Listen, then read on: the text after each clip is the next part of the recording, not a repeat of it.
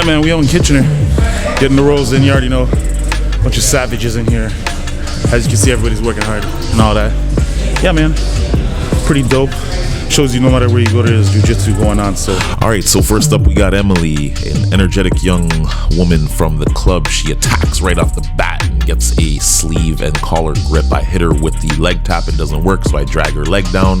She gets me into a triangle setup and her legs are insanely strong. I'm trying to posture up and it just feels like I'm fighting some sort of small badger or something. But anyways, I'm commenting on how strong her legs are pretty much. She's chuckling to herself because she knows that, you know, that's not, I do this to everybody. So anyways, I try to put a little bit of pressure on her. I pull her up because she tries to hit me with a sweep, the ankle pick sweep, but I see the play and I have it coming. Try to jump over her legs and I'm too fat for that. Doesn't work. And here you can see me trying to press her legs. That doesn't work, so I hit her with the leg or the toe tickle. I hit her with the foot tickle. That's such an effective move. But anyways, she's not impressed with that, tips me over, goes for the knee cut and hits me with the most savage arm pull. Man, I swear that I got rolled into a small burrito right there. But anyways, yeah, so she's putting some pressure on me. Right here, I'm basically commenting on how hard it is to shrimp towards her, making it very difficult to re-guard or get a leg in or anything. But you know, she flies to mount and she has really good control. She's keeping a very low base, keeping her hips really low and not letting me re-guard very easily. I'm having a lot of trouble even getting my leg underneath her leg to attempt to get to half guard. And I'm waiting for her to make a mistake and hopefully commit to one side, which she does. I tip her over and the tables have turned. So basically, yeah, man, trying to just get my bearings back. She's been squishing me for the whole round. I'm looking at the clock, like how much time is there left? And you know, now that I got dominant position, I can basically do anything I want to. And I was just, you know, saying that and, you know, eat your words. She sweeps me over, gets mount and goes for the bow and arrow right before the match ends. And that is the end of round one. The second row, which is Zubair, Mezzafin on Instagram. Now this young guy is very, very strong. A lot of top pressure and a lot of strength. You know what I mean? He has that West Indian strength. He commented to me too while we were rolling that he has many brothers and sisters, or he has a lot of brothers at least. So, you know, he takes his whoopings at home. So he's not new to this. But here I'm trying to control him, control his arms. I got sleeve grips and I have a kind of a half spider guard, half you know, scissor sweep setup going. I grab the back of his arm and, you know, that's not, I'm just trying to keep him at bay, kind of just trying to tip him, test his balance, you know what I mean, and see where he's at. I give him a quick sweep there just to kind of see where he's at and he gets right back up to his knees. I was actually very surprised. Very athletic young man here. This white belt, I feel like he's going to be a savage at some point. So here you see me stretching him out with my legs and, you know, taking his feet away from under him, and I don't think he liked that very much. So here I kind of like, you know, I'm pinching my legs. I'm trying to set up to go for a triangle, but he kind of realizes that's going on and he kind of starts to base out here. But really, I'm just kind of keeping him down. The guys across from us move because they're kind of just, you know, they're a little bit in the way there, and I said thanks. But anyway, so we resume our roll here. I got a collar sleeve grip. I'm going for a cross collar and I'm thinking about sweeping him, but he has a really good balance. I felt like he knew he was in trouble, you know what I mean? And here I start the choke. He doesn't like that, so he's trying to adjust. You know, I like to cause a little bit of panic. Here I'm setting up a sweep as well and he jumps out of it, but unfortunately he loses his balance and I get the cross sleeve. I'm pulling the sleeve across, making sure that he can't square back up into me, and I use my foot and push his hip and I shrimp out, taking his back. I pull him up into my grasp because he was a little bit low on my hips for me to secure the choke, and here I'm just cutting the angle and I get my leg across and we have the tap right there. Yeah, man, yeah, that wasn't very easy. That wasn't an easy tap. You know what I mean? That was he was very strong, and I can feel that, you know, now he knows my game, so this time's gonna be a little bit different. So here we are setting up for round two. Right away, I try to you know, I go for the lazy grips, man. If you're not paying attention, I just go for the lazy grips. It just is what it is. So here he tries to, you know, he tries to give me a quick guard pass, and I get the half guard here. He tries to hit me with the Dan Merritt, but I felt what was happening, and I do that to all people all the time. So I got my foot across the hip, and you see me tip him over. The rest is history. Here I'm trying to control the legs, and keep my balance, and I'm basically giving him the Dan Merritt, but I decide to abandon that because he starts cutting the angle, and I pinch his legs, and I get my arm across and get a cross face, and that effectively flattens him out. He tries to bump me over, I go to mount, and his arm incidentally is stuck across his face, which is very uncomfortable, especially if you're on the bottom. I use this opportunity to attack for a choke on the other side. He feels it coming and strong arms his way out of it.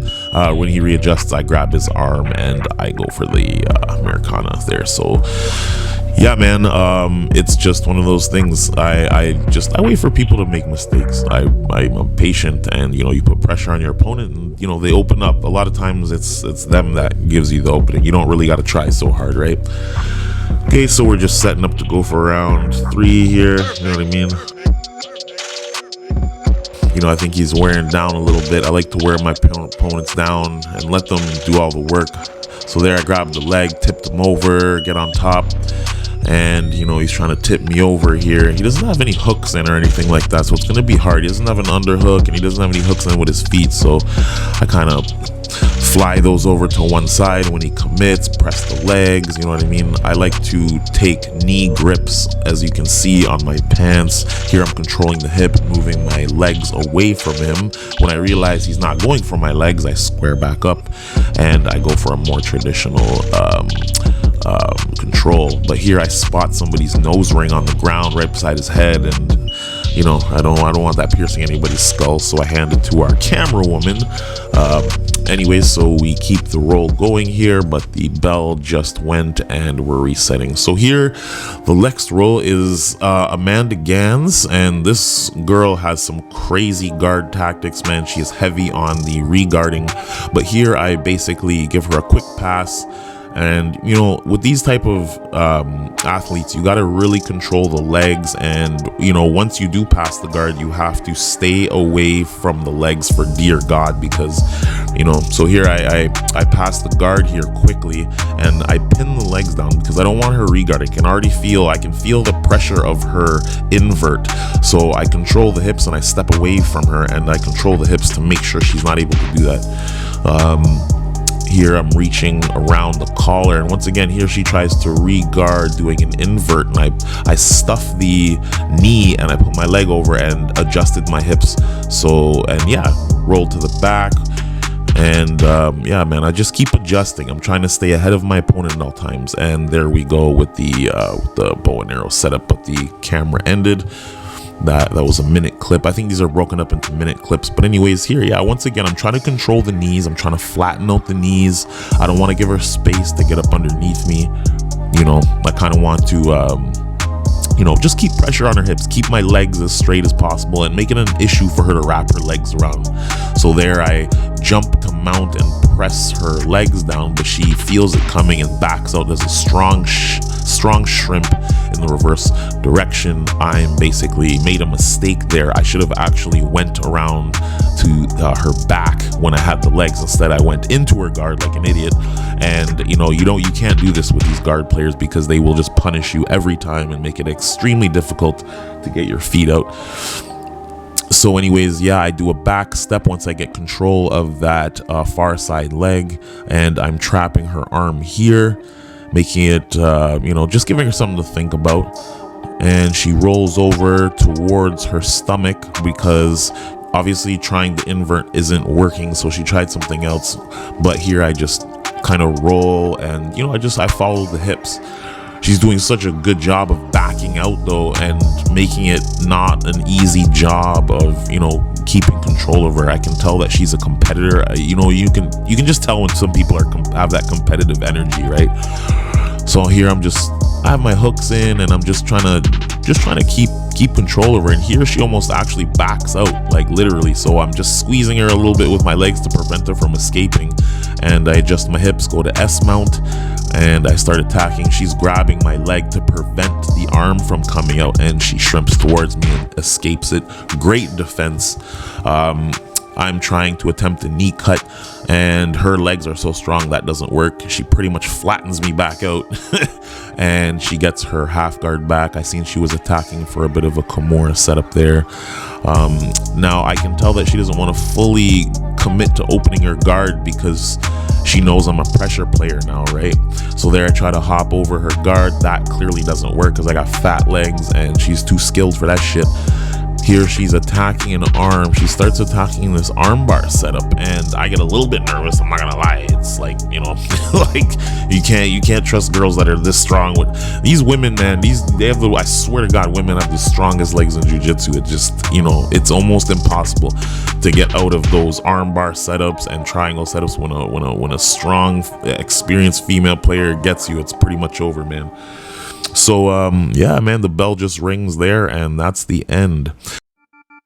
So my next role, we have Gabe, and yeah, man, he is one of the instructors here at Learn to Master, and he is obviously a black belt, very skilled.